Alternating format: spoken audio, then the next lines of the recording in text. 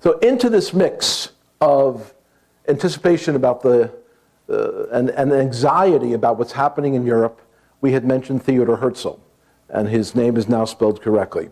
Herzl was that journalist who was covering the Dreyfus trial in Paris, and he was shocked at the clear bias and anti-Semitism directed against this upstanding French model citizen who would just go around whistling "Vive la France," and yet he was persecuted because he was a Jew. That turned Theodore Herzl around. And this man who is an assimilated, this is not an Orthodox Jewish beard, by the way.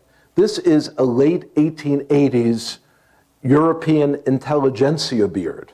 Okay, that's not, you'll notice his bare head. He's not a religious Jew. He doesn't have peyot, he doesn't have the side curls. That's not a religious beard. What's your beard? My beard is late Brooklyn, late 50s. And so, no, that's a pertinent question. I well understand that needed to be asked. And so Theodore Herzl is now alarmed because all of the efforts of Jews to assimilate are for naught, because it's not gaining them any acceptance.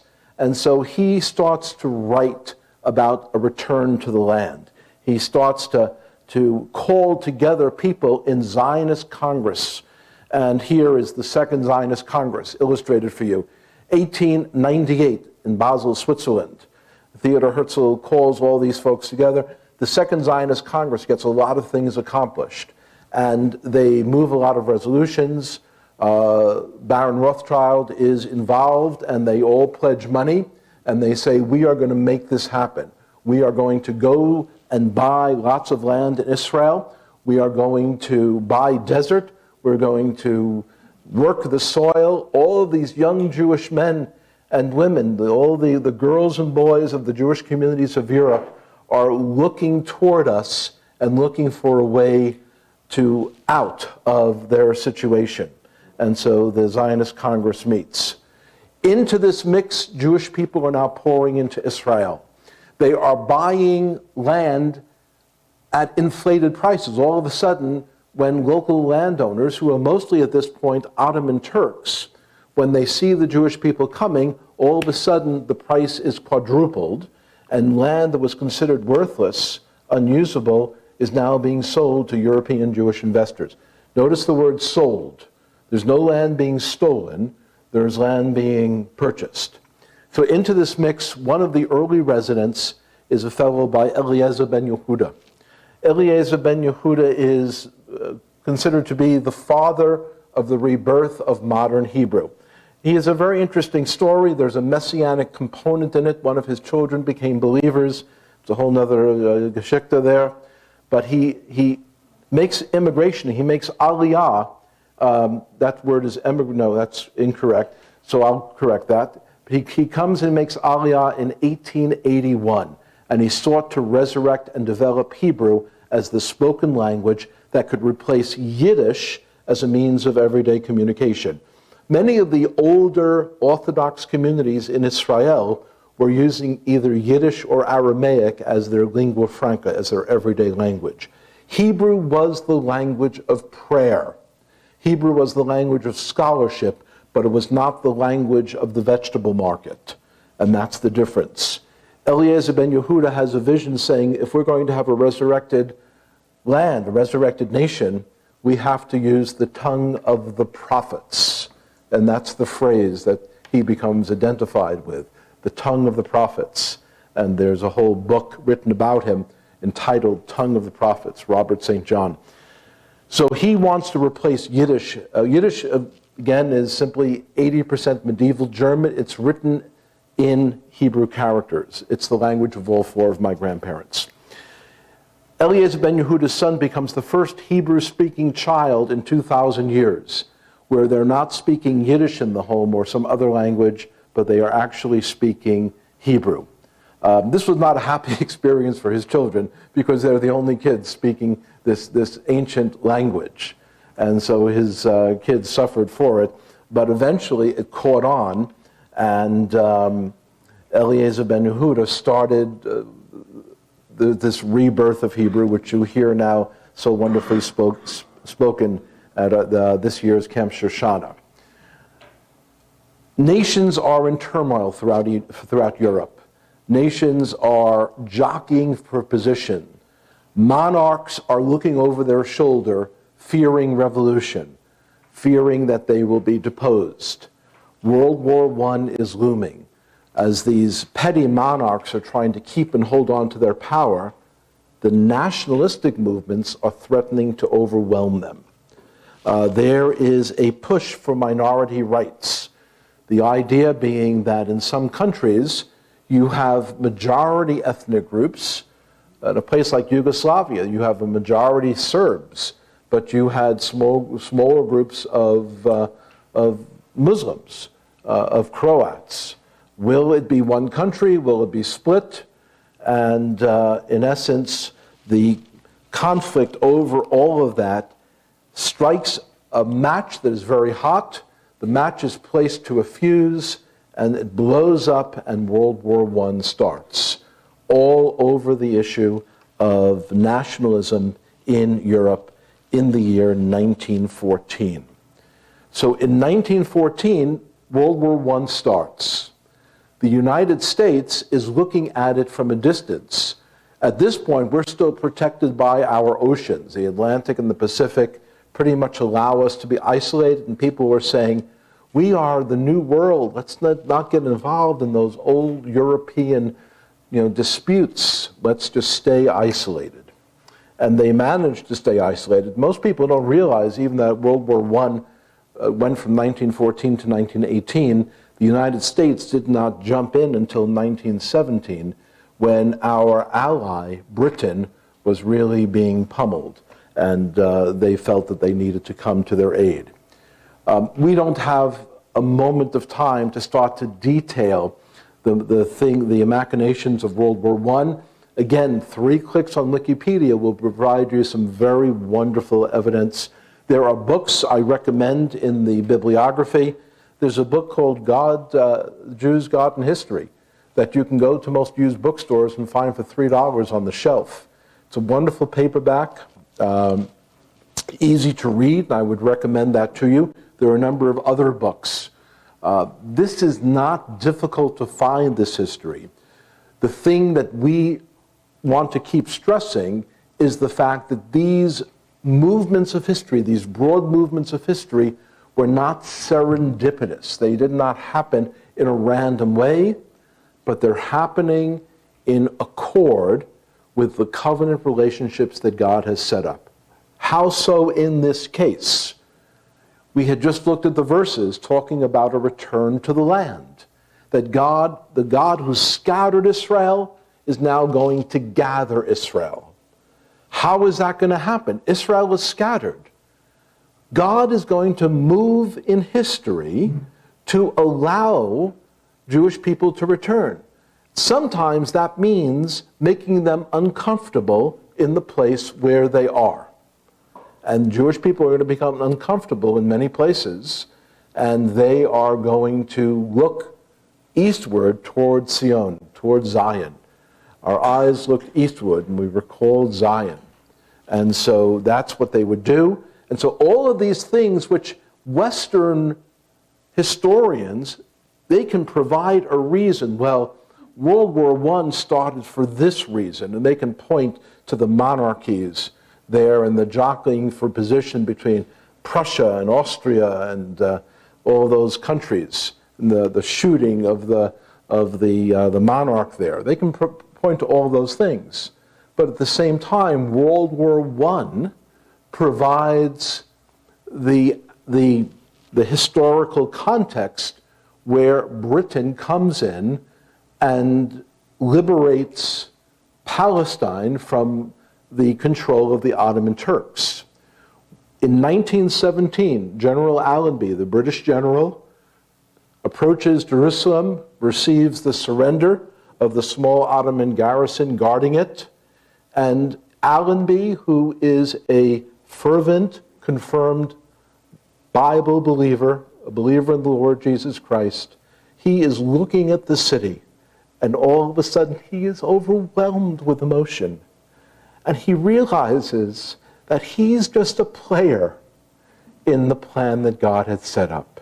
Yes, he's at the head of a British army with all of its armaments, with all of its wonders. But now, yes, that's true, but it's equally true that God had brought him to this point.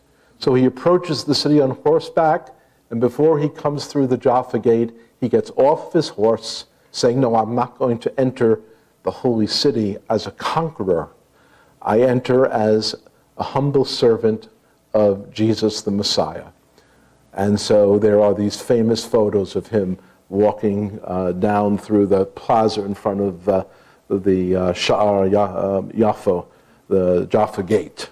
And so there is the British mandate. A mandate simply is a legal contract.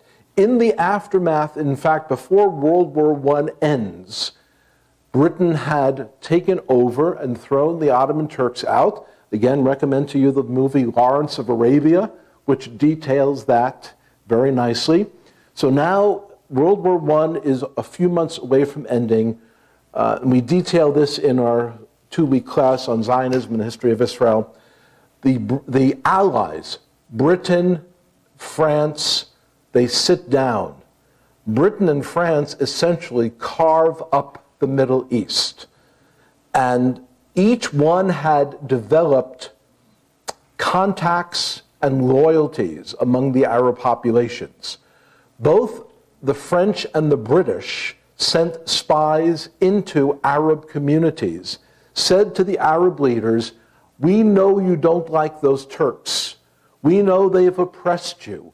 If you will help our allied armies, our French and British armies, if you will help us to defeat the Turks, you'll be able to throw the Turks out of your land, and when this war is over, we will assure you that you will get a chunk of land. That was the agreement. And Lawrence of Arabia, again, that whole movie is about that particular chunk of history. Imagine the French and British weren't exactly sincere. Now, if you're French or British here, that's no reflection on you, because the Americans have twice as many broken treaties in our history. In essence, very little was done. The war ended and the promises were forgotten until in 1919, Faisal and the other Arab leaders said, we're waiting. Where's our state? And so very reluctantly, over a period of 3 years, the British and the French, again, made firm promises, carved up the land. Basically, the French said, well, we have Syria, but we're going to have a withdrawal plan. In just a few years, whoever is the emir, whoever is the Muslim leader of Syria, you will have your own country. Jordanians, you can have your own country. We'll call it Transjordan, because it goes over both sides of the Jordan. And little by little, they carved up the land. And they're all at the table, including guys like Chaim Weizmann, who is saying, what about us? I helped the British invent acetone, and you blew up all of those German ships with the thing that I invented. That's the backstory of what happened in World War I. And you promised me part of this land as well. And as soon as the Arab leaders say, you promised this Jewish guy part of our land, all of a sudden then it becomes a dispute. And from 1919 to 1922, they're wrangling. They're fighting back and forth. How are we going to carve up the land? Finally, they carve up the land. It gets to be a little more in detail than we have time for in this iteration of the class. But as a result, the British Empire declares the Balfour Declaration. You see it in your notes there and on the overhead, which basically says, that the British government looks with favor upon the establishment of a Jewish national homeland in the land of Palestine. They were already in talks to give to the descendants to the ancestors of the current Jordanian king. His grandfather and great-grandfather were there. They were already getting their piece of land. Jordan was envisioned as the homeland of Palestinian Arabs. The future Jewish state, still unnamed, was envisioned as the homeland of Palestinian Jews. You see, because at this point, if you look at historical books printed in the 1920s, when the word Palestinian is there, most frequently the illustration is of a Jewish person. They were the ones in contact with the people who wrote the books. There is, at this point, Britain says, well, we will, as you know, the great white father from England, we will now help you bickering children here in the Middle East. We're going to help you to settle this so that this world war that we have just gone through, the Great War, will be the war to end all wars. It will be the last war that humanity will ever see, because now there's going to be peace. And we're going to apply our great, civilization, a European civilization, to making peace. We're going to make neutrality between the Jews and the Arabs. In reality, it was a myth. Petroleum had just been discovered, and most of the petroleum that had been discovered were on Arab lands. At this point, there are all kinds of scientific investments in refining. The world is screaming for petrol, for gasoline, and all of a sudden, a lot of the British thinkers are saying, we need these guys on our side.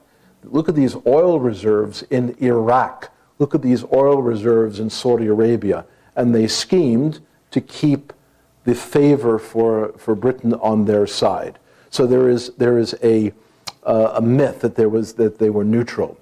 In Europe, after World War I, basically there's one word to describe it. It is chaos. The Treaty of Versailles, signed in France in 1919, supposedly ended World War I, but that treaty actually started the seeds of World War II, because it put Germany in a simply impossible place. Any neutral review of history understands that there was no way for Germany to economically recover from World War I, given the treaty, the provisions of the Treaty of Versailles. So there is chaos. So the European scene, in one word, it is chaos. World War I left them in chaos. That further increased Jewish aliyah into the land of Israel. There's a third wave of immigration and a fourth wave. Many of these waves, some of them would be tradesmen, others would be merchants. Finally, in the late 20s and early 30s, now you have middle-class people who are reading the writing on the wall, and they are leaving Europe, and they're leaving to go to the land of Israel. And they would provide an incredible stimulus. In America, the myth that somehow we could remain isolated from European troubles is now shattered. Modern battleships could cross the Atlantic in about a week and a half, and submarines were now prowling the waters of the Atlantic, and America had recognized that, like it or not, it was involved in all of these foreign issues. In the land of Israel, again, the word Palestine at this time is intrinsically thought of as a Jewish concept. When people said Palestine in the 1930s, the first thought that came to mind were the Jewish communities in Palestine. The word Palestine as an Arab ID word had not come into vogue, would not come into vogue, until Yasser Arafat started in the early 1960s to use it as a propaganda ploy, saying, oh, we are the poor Palestinians. We are somehow being taken advantage of. So between the two wars, between the First and Second World War, the Yishuv, this is a word that comes from Yoshev, to sit, to dwell, the settlements, the various Israeli towns and cities that made up the land of Israel before the establishment of the state of Israel. There is a development of a Jewish national infrastructure. When I was a kid, growing up in Brooklyn, one of the things we would constantly see in every Jewish shop was a little blue can with the initials JNF, Jewish National Fund. It would be blue and white. There would be a little map of Israel on it. And we would be encouraged to put a few coins. Every shop in my neighborhood had a can from the JNF, the Jewish National Fund, with pictures of, again, of trees in Israel, all the enameled containers. By the way, if in nice condition, those go big on eBay right now. I've actually seen that. So there is a development of a Jewish national infrastructure.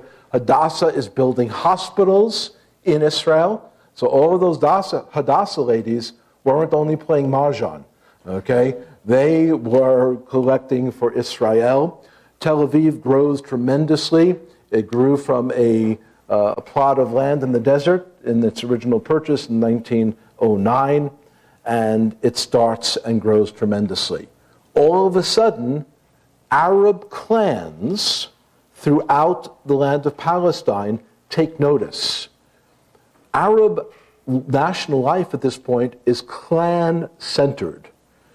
They are extended families. There was this recent girl who was just released from jail. She was, I think it's the Tamil clan, but she was a young woman who had been trained. There are movies of her when she was 12 and 13 going up to Israeli soldiers and pounding them with her fists at 12 and 13. And they would just like push her out of the way. But why? Because there was an Arab cameraman saying, oh, look at this big Israeli soldier hitting this Arab girl. In reality, the Israeli soldier was on Hafsachah. He was taking a break. He was just, looking for siesta time. She and her cameraman come up, and then she starts hitting him. They're desiring to make a propaganda film. And she is a member of one of the big clan families there in the land. And so the start of Arab nationalism starts first with the clans, then starts to grow into what we might call a pan-Arab nationalism. The idea that individual clans are not going to meet this challenge. The land that they did nothing with in Tel Aviv, which was literally desert, it was sand dunes, and they purchased it at an auction for a very large price. Now the Arabs are saying, well, maybe we shouldn't have sold that land, because look what the Jews have done with it. They've made wells, they've made streets, it's nice, and they start to get a little alarmed. So there is a rise of Arab nationalism. There are now riots in various parts of the Arab world where Jewish people are targeted. People are angry that a few Jews have come to the land of Israel, taken desert land, and made towns out of it. So how do they react to that? They massacre Jewish families in Baghdad. They massacre Jewish families in Tripoli. They massacre Jewish families in Cairo. All throughout the Arab world, all of a sudden there are attacks on women and children because some Jews 500 miles away are doing these villages. Again, it's not a rational thing. If you don't understand the demonic component of this, then you've missed the real story. Ultimately, it is a spiritual war. And that's not something you're going to get in Wikipedia. Ultimately, it is a spiritual war. So this is where we'll pick up, and we have the sad duty of talking about the Holocaust tomorrow as well. I'll see you then.